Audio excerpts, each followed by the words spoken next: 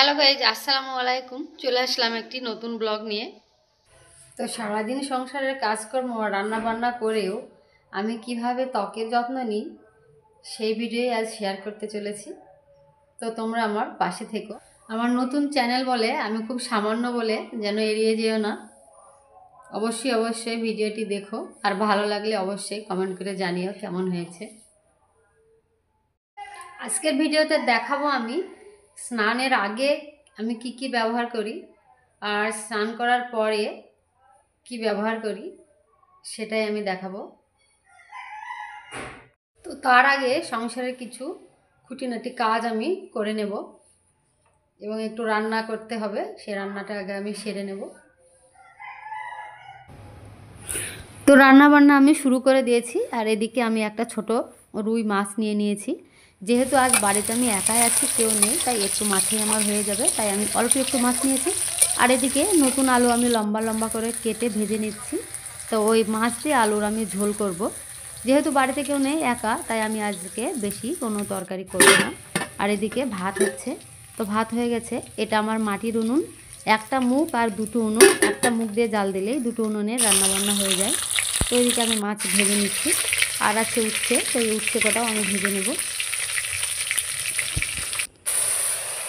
তো মশলা কষিয়ে নিয়ে আমি আলু আর মাছ ভাজা কষা মশলার মধ্যে দিয়ে দিচ্ছি।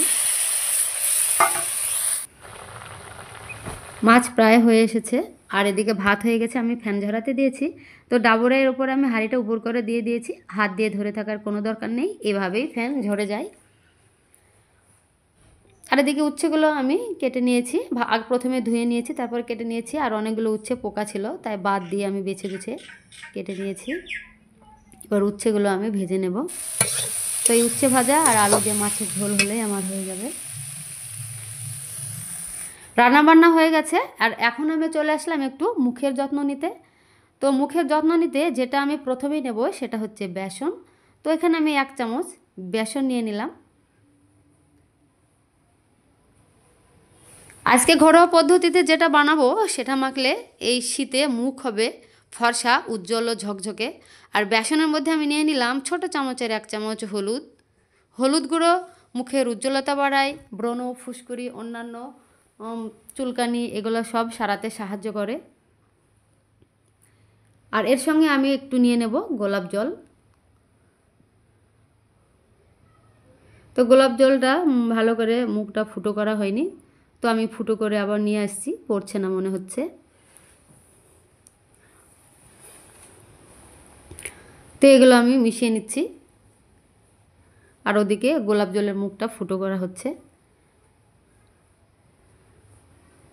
ফুটো করা হয়ে গেছে। এবার আমি অনেকটাই পড়েছে, 1 চামচের বেশি হয়ে গেছে। তো তোমরা 1 চামচ নেবে। তো এরকমভাবে 1 চামচ নিয়ে এরকমভাবে মিশিয়ে নিতে হবে। মিশিয়ে নেওয়ার পরে এবার আমি যেটা নেব সেটা হচ্ছে নারকেল তেল। এই নারকেল তেলের সাথে এইগুলা মানে মুখে মেখে দেখো ভীষণ উপকার পাবে। তো নারকেল তেলটা আমি বেশি নেব। তো প্রথমে খুব বেশি দেব না, বেশি বলতে 2 চামচ নেব। তো প্রথমে 1 চামচ মতো নিয়ে নিলাম, আর অন্যদিকে নিয়ে নেব একটু লেবু। তো লেবু আমাকে পাশের একজন সাহায্য করছে লেবুর রসটা বের করে দেওয়ার জন্য। তো সবগুলো এবার আমি খুব ভালো করে মিশিয়ে নেব। তো মিশিয়ে নেওয়ার পরে যেটা আমি দেখাবো সেটা হচ্ছে, দেখো এটা একটু শক্ত শক্ত লাগছে, কিন্তু এই শক্ত থেকে আরও একটু পাতলা করতে হবে, মানে সামান্য পাতলা। এটা শক্ত হয়ে আছে, এই যে শক্ত হয়ে আছে, তার জন্য একটু সামান্য পাতলা করতে হবে। তো তার জন্য আমি আরও নারকেল তেল নিয়ে নিলাম। এই পদ্ধতিটা, এই যে ঘরোয়া পদ্ধতি, এটা নারকেল তেলের সাহায্যেই করতে হবে, বেশি নারকেল তেলটাই দিতে হবে। তো ঠিক এইরকমভাবেই তৈরি করে নিতে হবে। তো তৈরি করা হয়ে গেছে, এখন আমি মুখে মাখবো। তো এটা স্নান করার আগে মুখে দিতে হবে। এটা স্নান করার আগে মুখে দিলে মুখ কিন্তু ফেস ওয়াশের মতো পরিষ্কার হয়ে যাবে, এটা ফেস ওয়াশের কাজ করে। তো এবার আমি সারা মুখে মাখাবো। তো তোমরা হাতে, পায়ে, গলায়, মুখে সমস্ত জায়গায় মাখতে পারো, এটা সব জায়গায় মাখা যায়। তো এখন আমি যেটা করব সেটা হচ্ছে মুখে মাখাবো। এখন আমি গলায়, হাতে দেব না, আমি শুধু মুখে মাখাবো। তো এরকমভাবে আমি মুখে মাখিয়ে নেব। আর এটা একবার হলেও ট্রাই করে দেখো, এটা শীতকালে ভীষণ উপকারে আসবে। শীতকালে মুখের খসখসে কালো চামড়া এটা তুলতে সাহায্য করবে, আর ত্বক করবে ফর্সা, উজ্জ্বল ও ঝকঝকে। বিশ্বাস না হলে 7 দিন ট্রাই করে দেখো।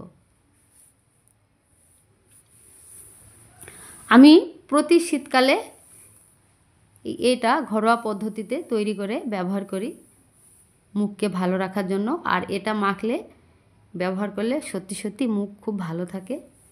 এবার 10 থেকে 15 মিনিট পরে আমি ভেজা রুমাল দিয়ে মুছে নিচ্ছি। এটা ধুলে ভালো কাজ হবে না, তাই এটা মুছে নিতে হবে, এটা ধোয়া যাবে না। আমি 10 মিনিট পর মুছে নিচ্ছি। তোমরা 10 থেকে 15 মিনিট পরও মুছে নিতে পারো, 15 মিনিট পরে মুছলেও কোনো অসুবিধা নাই।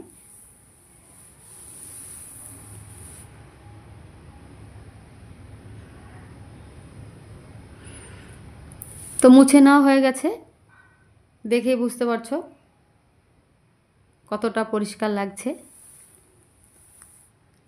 এবার আমি স্নানে চলে যাব। এটা কিন্তু স্নান করার আগে ব্যবহার করতে হবে। স্নানে চলে যাব, স্নানের পরে আবার একটা ঘরোয়া পদ্ধতি নিয়ে আমি চলে আসলাম স্নান টান করে।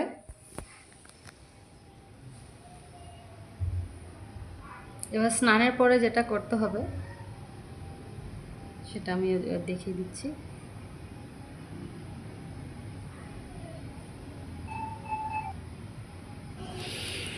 তো এখন আমি যেটা করব তার জন্য নিয়ে নিয়েছি আমি একটি ছোট্ট কাচের বাটি। আর এখানে আমি নিয়ে নিয়েছি 1 চামচ নারকেল তেল। আমি নিয়ে নিয়েছি শালিমার্স কোকোনাট অয়েল, তোমরা যে কোনো নারকেল তেল নিতে পারো। আর এখন আমি নেব গোলাপ জল। গোলাপ জল আমি ওই চামচেরই 1 চামচ নেব।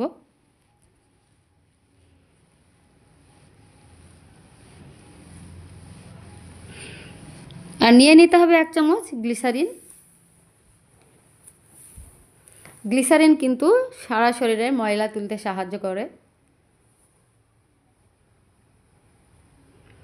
1 চামচ নেব। 1 চামচের বেশি নেওয়ার একদমই দরকার নাই, 1/2 চামচ নিলেও হবে। কারণ গ্লিসারিন মাখলে দেখবে হাতে মুখে মাখলে হাত মুখ গরম হয়ে যায়, মানে বেশি পরিমাণ হলে, তাই গ্লিসারিনটা অল্প পরিমাণে নিতে হবে। তো আমি 1 চামচ মতো নিয়েছি।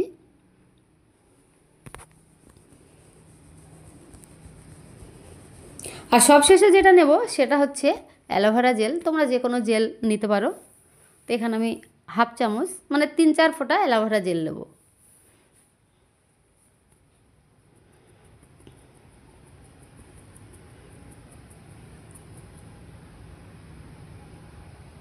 এই যে 1/2 চামচ মানে 3-4 ফোঁটা, দেখতেই পাচ্ছ। এবার সবটা খুব ভালোভাবে মিশিয়ে নিতে হবে। এরকম কিছুক্ষণ মিশিয়ে নিতে হবে, কিন্তু খুব ভালোভাবে মিশিয়ে নিতে হবে। যেহেতু অ্যালোভেরা জেলটা সহজে মিশতে চাইবে না, তাই খুব ভালো করে একটু টাইম নিয়ে 2 থেকে 3 মিনিট মতো মিশিয়ে নিতে হবে। এবারে আমি মুখে, হাতে, পায়ে, সারা শরীরে লাগিয়ে নেব। তো প্রথমে আমি হাতে লাগিয়ে নিচ্ছি। এটা মাখার পর কিন্তু কোনো তেল বা বডি লোশন কোনো দরকার পড়ে না। এটা ভীষণ কাজে আসে, ভীষণ নরম রাখে সারা শরীর, সারা দিন তেলে রাখে। শীতকালে যে হাত পা ফেটে যায়, এটা কিন্তু ঘরোয়া পদ্ধতির তৈরি করে মাখলে হাত পাও ফাটবে না, একদম নরম ঝকঝকে ও চকচকে হয়ে থাকবে। এবার আমি মুখে মাখিয়ে নিচ্ছি।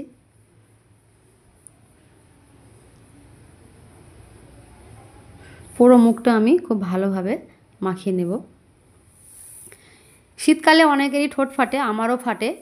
তো এটা তৈরি করে যদি সবসময় ঠোঁটে লাগানো যায়, ভীষণ উপকারে আসে। ঠোঁট একদমই ফাটবে না, ঠোঁট হয়ে থাকবে সবসময় নরম।